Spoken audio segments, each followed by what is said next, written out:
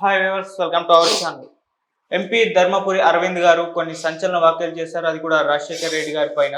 అసలు ఆయన చేసిన వ్యాఖ్యలు ఏంటి? ఇప్పుడు ఎందుకు ఈ వీడియో అంతా కూడా వైరల్ అవుతుంది? అసలు ఏ సందర్భంలో ఈయన ఈ వ్యాఖ్యలు చేయాల్సి వచ్చింది? సో ఈ అంశం మీద డిస్కస్ చేయడానికి ప్రజెంట్ మనతో పాటు సీనియర్ జర్నలిస్ట్ జయదేవ్ గారు ఉన్నారు. వారితో ఒకసారి డిస్కస్ చేద్దాం. సార్ నమస్కారం సార్. నమస్తే.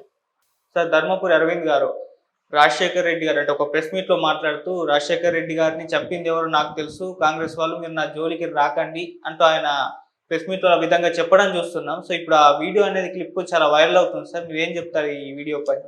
ధర్మపురి అరవింద్ గారు spokes men and more over వాళ్ళ ధైర్యంగా, డేరింగ్గా, డాషింగ్గా స్టేట్మెంట్స్ ఇచ్చే పర్సన్.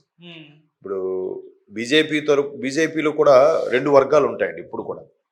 ఒకరు సాఫ్ట్గా అడ్మినిస్ట్రేషన్ పరిపాలన పరంగా చూసుకునే వాళ్ళు, ఒకరు కొంచెం రెబల్గా పార్టీ మనుగడ కోసం, పార్టీ కోసం చేసేవాళ్ళు. అంటే వీళ్ళు పార్టీ కోసం చేస్తారు. అట్లా ఉంటేనే బ్యాలెన్స్ అవుతుంది ఎప్పుడైనా కూడా. ఒకరు ఎట్లా ఉండాలి, ఒకరు అలా ఉండాలి. రెండు ఇప్పుడు కామ్గా ఉండడము ప్రమాదమే, ఎప్పుడు రెబల్గా ఉండడము ప్రమాదమే. ఇప్పుడు మీరు అబ్జర్వ్ చేస్తే అమిత్ షా గారి నిర్ణయాలు డేరింగ్గా, డాషింగ్గా ఉన్నట్టుంటాయి. బట్ మోడీ గారి నిర్ణయాలు సాఫ్ట్గా, ప్లెజెంట్గా ఉన్నట్టుంటాయి. అట్లా మరి వాళ్ళు అలా ప్లాన్ చేసుకుంటారు. That is BJP. సో ఇక్కడ కూడా మనకి రాష్ట్రంలో చూస్తే కిషన్ రెడ్డి గారు దీనికి సంబంధించిన వరకు సాఫ్ట్గా ఉన్నట్టుగా ఉంటుంది. ఒకవైపు బండి సంజయ్ గారు, మన అరవింద్ గారు, అలాగే రాజా సింగ్ గారు, వీళ్ళు అంతు తేలుద్దాం రా అన్నట్టుగా ఉంటారు. మన గోషామాలి ఎమ్మెల్యే రాజసింగ్. బట్ ఈయన నిజామాబాద్ ఎంపీ అరవింద్ గారు, ఈయన కూడా మొదటి నుంచి అటువంటి దూకుడు మనస్తత్వం ఉన్న మనిషి, మెయిన్ ఫ్రాంక్గా ఉండే పర్సన్. సో ఈయన గెలిచింది కూడా కవిత గారి మీద కదా. మరి అంతా కేసీఆర్ గారు తెలంగాణ ఉద్యమం సంబంధించి ఆవిడ ఒక సొసైటీ కూడా పెట్టారు. అంటే ఎవరెవరైతే తెలంగాణ ఉద్యమంలో అసూలు బాసారో అటువంటి వాళ్ళకి సపోర్ట్గా హెల్ప్ చేశారు ఉద్దేశంతో ఒక సొసైటీ పెట్టి దానికి అధ్యక్షులాగా ఉండి ఆవిడ బాగానే ఇది చేశారు. బట్ అటువంటి ఆవిడ మీదకు గెలుచుకున్నారంటే ఆయన ఎంతో కొంత మంచి కార్యక్రమం చేయకపోతే అవరు కదా. బట్ ఆయన మొదటి నుంచి కూడా ఈవెన్ అసదుద్దీన్ ఓవైసీ సంబంధించి కూడా చాలా సందర్భాల్లో స్టేట్మెంట్ కూడా ఇచ్చారు. అంతే ఓపెన్గా ఉంటాడు ఆయన. ఒక రఘునందన్ గారు, ఇటువంటి వ్యక్తులు బీజేపీ తరఫున మంచి ఇదిగా మాట్లాడారు. సో ఇప్పుడు ఆయన చేసే వ్యాఖ్యలు ఏంటంటే ప్రాధాన్యత సంతరించుకుంది, రకరకాల అనుమానాలు కూడా తావిస్తుంది. కాకపోతే రాజశేఖర రెడ్డి గారి మరణం అనే దాని మీద ఆల్మోస్ట్ 2009 అంటే 15 ఏళ్ళు అయిపోయింది. 15 ఏళ్ళలో రకరకాల వార్తలు వినిపించాయి. ఒక పెద్ద బిజినెస్ మ్యాన్ ఆడిన డ్రామాలో ఈయన బలిపశువయ్యాడని, అది కూడా రాష్ట్రానికి కావాల్సిన నిధులు, వాటాల విషయంలో ఈయన మీద స్కెచ్ వేశారని, లేదా రకరకాలుగా పార్టీలోనే ఈయన తొక్కిపడేయాలి అన్నట్టుగా ఈయన పోతేనే బెటర్ అనుకున్నారు. బట్ ఎవరు ఎట్లా చేశారు, దేనివల్ల అయిందనేది ఇప్పటికీ పూర్తి స్థాయిలో ఇన్ఫర్మేషన్ లేదు. ఆ హెలికాప్టర్లో కూడా కాక్పిట్ ఉంటుంది. కాక్పిట్ ఏమైనా జరిగిన రికార్డ్ అవుతాయి. అది కూడా దొరకలేదని, తర్వాత దొరికిందని. ఇప్పుడు కొంతమంది మర్డర్స్ ఇప్పటికీ మిస్టరీగానే ఉండిపోయాయండి ఇండియాలో, భారతదేశంలో. ఎలా అంటే ఫస్ట్ది నేతాజీ సుభాష్ చంద్రబోస్ గారి విషయం, ఇప్పటికీ క్లారిటీ రాలేదు. తర్వాత మాజీ స్పీకరు, మన గోదావరి జిల్లా దళితుడు మొట్టమొదటిసారి స్పీకర్ అయ్యారు, మన జిఎంసి బాలయోగ్ గారు, టీడీపీ హయాంలో. సో ఆయన మరణం కూడా ఇలాగే ఫ్లైట్ ఏదో కూలిపోయి ఇదయింది. ఆయన మరణం కూడా ఇప్పటికీ క్లారిటీ లేదు, మిస్టరీ. తర్వాత లాల్ బహదూర్ శాస్త్రి గారి మరణం కూడా అది గుండెపోట, నిజంగా ఎవరైనా చేశారా అనేది మిస్టరీ. తర్వాత ఇప్పుడు రాజశేఖర రెడ్డి గారి మీద కూడా చాలా వదంతులు వినిపిస్తున్నాయి. అరే అంటే ఒక మార్పు క్రియేట్ చేసేసారు ఆయన. రాజశేఖర రెడ్డి అనే వ్యక్తి ఈరోజు ఉండుంటే రాష్ట్ర పరిస్థితి ఇంకోలా ఉండేదేమో, మేబీ ఉమ్మడి ఆంధ్రప్రదేశ్గానే ఉండేదేమో, చెప్పలేం. సో అటువంటి రాజశేఖర రెడ్డి గారు, అంత ప్రభావితం చేసిన రాజశేఖర రెడ్డి గారు మిస్టరీ అనేది రకరకాల అనుమానాలకు తావిస్తుంది. ఎందుకంటే ఆయన ఎంత డౌట్ఫుల్గా ఇట్లా చనిపోవడం జరిగిందో అంతే సందేహంలోకి నెట్టబడింది రాష్ట్రం మొత్తం కూడా. ఆ తర్వాత ఉద్యమము, చాలా ఇష్యూలు, కిరణ్ కుమార్ రెడ్డి గారు పాపం ఆయన సాయశక్తులా ప్రయత్నించి విఫలమై, సీనియర్స్ ఎవరు సరిగ్గా సపోర్ట్ చేయక, అయినప్పటికీ మిగతా 3.5 సంవత్సరాలు బాగా నెట్టుకొచ్చాడు ఆయన. ఎవరు సపోర్ట్ చేయకపోయినంత ఉద్యమాలు ఉన్నా కూడా, ప్రభుత్వం నుంచి ఎన్ని ఒత్తిడులు ఎదుర్కొన్నా, అధిష్టానం నుంచి గైడ్ లైన్స్ అలాగే ఫాలో అవ్వాలి. ఒక అధిష్టానం ఎలా ఉంటుందంటే అప్పటి పరిస్థితుల్లో కాలు కట్టేసి పరిగెట్టమని చెప్పేది. అంత పరిస్థితుల్లో కూడా కిరణ్ కుమార్ రెడ్డి గారు బాగా లీడ్ చేసుకొచ్చిన, బట్ ఇట్లా జరిగింది.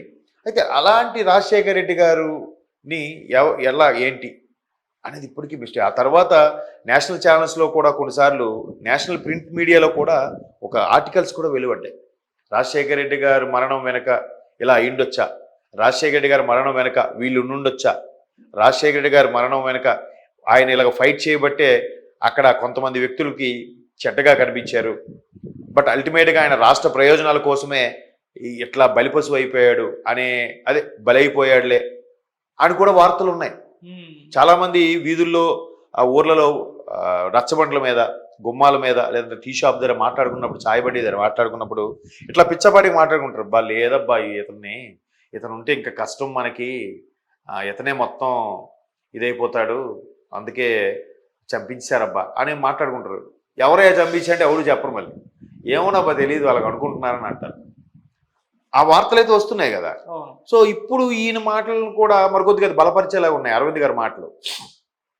రాజశేఖర రెడ్డి గారు చనిపోవడానికి కారణం ఏంటంటే మరి ఆయనకి ఏం తెలియదు, ఆయనే అడగాలి అసలు. సార్ మీరు విన్న వార్త ఏంటి, అట్లీస్ట్ ఆన్ కెమెరా కాకుండా ఆఫ్ కెమెరాలో అయినా, ఆఫ్ రోల్లో అయినా అడగాలి. సార్ ఏంటి మీకు తెలిసిన వార్త ఏంటి అని తెలుసుకునే ప్రయత్నం చేయాలి. దీన్ని ఒక సర్వే కింద వేరే దగ్గర ఆర్టికల్గా ప్రచురిస్తే బెటర్ ఏమో కదా. అంటే రకరకాల అనుమానాలు ఉన్నాయి. ఒక ఇష్యూ చెప్పాను కదా, ఒక బిజినెస్ డీల్ వల్ల రాష్ట్రానికి నష్టం జరుగుతుంది, మొత్తం వాళ్ళే దోచుకెళ్ళిపోతున్నారు, రాష్ట్రంకి అన్యాయం చేస్తున్నారని. ఆ తర్వాత అదే రాజశేఖర రెడ్డి గారికి సంబంధించి విజయమ్మ గారు ఒక పుస్తకం రిలీజ్ చేశారు 2021లో, గుర్తులేదు. ఆ బుక్లో కూడా ఏముందంటే షర్మిలా గారు అంటే బాగా ఇష్టమైన రాజశేఖర రెడ్డి గారికి. ఆమెకు ఒక లెటర్ రాస్తూ కూడా, అమ్మ బిడ్డ మనం రెండోసారి ముఖ్యమంత్రిని అయ్యాను కానీ నాకు తృప్తి లేదు, ఏదో జస్ట్ పాస్ మార్కులతోనే నేను ముఖ్యమంత్రిని అయ్యాను, ఇంకా ఏదో చేయాలి, ప్రజలు నన్ను ఎందుకు పాస్ మార్కుతోనే చేశారు, ఫుల్ ఫ్లెడ్జ్గా నాకు ఎందుకు గెలిపించలేదు, వాళ్ళకి నేను ఏదో చెయ్యాలి అనే తపనతో రాశారట లెటర్ సంథింగ్. సో అంటే ఆయన విజనరీ అలా ఉండేది, ఆయన థాట్ అలా ఉండేది. కాబట్టి ఇతను ఉంటే మనకి జరగాల్సింది జరగదు అనుకుని ఎవరైనా చేశారా, లేదా ఇతను ఉంటే స్ట్రైట్ అవే వెళ్ళిపోతాడు, అధిష్టానంతో వెళ్ళిపోతాడు, సెంట్రల్ గవర్నమెంట్తోనూ అన్ని డీల్స్ పెట్టుకుంటాడు, మధ్యలో ఎత్తులు ఎవరు ఉండరు, ఈయన ఉంటే మధ్యవర్తులకు నష్టం అని చెప్పి ఎవరైనా చేశారా?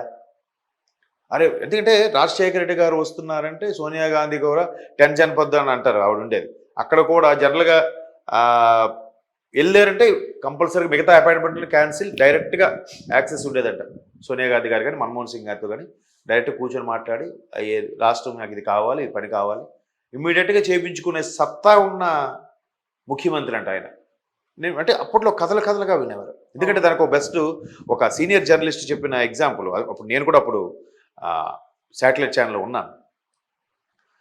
కిరణ్ కుమార్ రెడ్డి గారు ఇలాగే ఉద్యమం ఇష్యూ నడుస్తుంది, వెళ్ళారు సోనియా గాంధీ గారిని కలవడానికి. వెళ్తే ఆవిడ డే అంతా some busy, CWC working, Congress working committee సమావేశాలు ఏవో అవుతున్నాయి, కలవడం కుదరదంటే ఈవినింగ్ 6 వరకు వెయిట్ చేసి మళ్ళీ రిటర్న్ ఫ్లైట్ వచ్చారు. ఫ్లైట్ టేక్ ఆఫ్ కూడా అయిపోయింది. అప్పుడు మళ్ళీ సోనియా గాంధీ నుంచి ఫోన్ వచ్చిందంట, ఇట్లా మేడం గారు ఫ్రీగా ఉన్నారు, ఇప్పుడు మీరు వచ్చి కలవండి రమ్మంటున్నాను. మళ్ళీ టేక్ ఆఫ్ అండ్ ఫ్లైట్ని ల్యాండ్ చేసి మళ్ళీ వెళ్ళి కిరణ్ కుమార్ రెడ్డి గారు కలవాల్సి వచ్చింది. బట్ రాజశేఖర రెడ్డి గారు ఉన్నప్పుడు అదే ఉండేది కాదంట. వీళ్ళు వెళ్ళారంటే ఆవిడ మీటింగ్స్, ఆవిడ ప్రోగ్రామ్స్, ఆవిడ షెడ్యూల్ ఏమున్నాయి అవన్నీ క్యాన్సిల్. అంతే ముందు రాజశేఖర రెడ్డి గారు వెళ్ళి కలిసి మాట్లాడాల్సిందే. అంత ఫ్రెండ్లీగా, అంత ఇదిగా ఉండేవారంట గాంధీ కుటుంబంతో రాజశేఖర రెడ్డి గారు కదా. మరి అరే అలాంటప్పుడు చాలా మందికి కన్ను కొడుతుంది కదా, చుట్టుపక్కల ఉండే సెంట్రల్ మినిస్టర్లు కానీ మిగతా నాయకులకు కానీ, అరే ఏంటిది మనం అందరం మేడం గారి అపాయింట్మెంట్ కోసం పడిగాపులు కావడం, ఒక్కొక్కసారి నెలలు పడుతుంది ఆవిడ అపాయింట్మెంట్ కావాలంటే, ఈయన ఇప్పుడు వస్తే అప్పుడు డైరెక్ట్గా వెళ్ళిపోతున్నాడు, without any permission, without any lobbying అని ఉంటుంది కదా. మేబీ ఎన్నో రీజన్స్ నేను ఇప్పుడు చెప్పుతున్నవి కూడా రకరకాల ఏది అభియోగాలు మాత్రమే, దేంట్లో కూడా క్లారిటీ లేదు. బట్ రాష్ట్రం ఒక మంచి నాయకుడిని కోల్పోయింది, ఒక మంచి ఆ కుటుంబానికి ఒక మంచి కుటుంబ పెద్దని, రాష్ట్ర పెద్ద కూడా కోల్పోయాం. దాంతో చాలా దారుణాలు జరిగాయి, నష్టాలు జరిగాయి, ప్రాణహాని జరిగింది తెలంగాణ విషయంలో ఉద్యమం సమయంలో. బట్ వాళ్ళు ఏదైతే ఉన్నారు ప్రాణహాని పోగొట్టుకున్నారో వాళ్ళ కుటుంబాలు ఇప్పుడు ఈరోజు ఎక్కడున్నాయో ఎవరికి తెలియదు. కొంతమందికి ఇప్పుడు రేవంత్ రెడ్డి గారు మళ్ళీ వాళ్ళకి ఆ కుటుంబాలందరికీ బయటికి తీసుకొచ్చే ప్రయత్నం చేస్తున్నారు. చూద్దాం, వాళ్ళకి బయటకు తీసుకొచ్చే ప్రయత్నం చేస్తున్న ఈయన అసలైన ఉద్యమకారుడా, లేదా ఉద్యమం చేసి పదవులు అధిరోహించిన వాళ్ళు ఉద్యమకారులు కూడా క్వశ్చన్ మార్కే. అంటే తెలంగాణ తెలంగాణలో ఉండే వాళ్ళకి తెలంగాణ ప్రయోజనాల కోసం కదా రాష్ట్ర సాధన. దాని అర్థం కూడా మారిపోతుంది. ఓకే. సో మొత్తానికి రాజశేఖర రెడ్డి గారి వల్ల ఇంతమంది ఇన్ని రకాలుగా ఇన్ఫ్లుయెన్స్ అయ్యి కొంతమందికి కన్ను కుట్టేలాగా అయ్యింది కాబట్టి చెప్పలేం. ఓకే. ఆయన అరవింద్ గారు అనే మాటలో కూడా వాస్తవం ఉండొచ్చేమో.